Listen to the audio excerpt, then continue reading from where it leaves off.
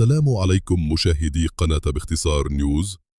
شهدت العاصمة العراقية بغداد صباح اليوم حادثا مؤسفا، حيث اندلع حريق ضخم داخل فندق قلب العالم الواقع في منطقة الجادرية وسط المدينة.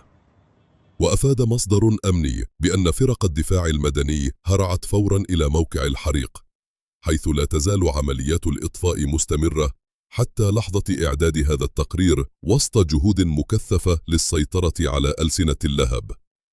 وقد أظهرت مقاطع فيديو متداولة على وسائل التواصل الاجتماعي مشاهد مروعة لتصاعد النيران من مبنى الفندق، ما أثار قلق الأهالي والمتابعين.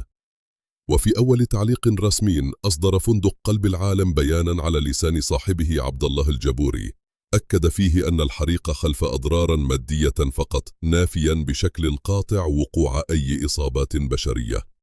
وحتى الآن لم تعرف الأسباب الكامنة وراء اندلاع الحريق، في وقت تتواصل فيه التحقيقات لكشف ملابساته الكاملة.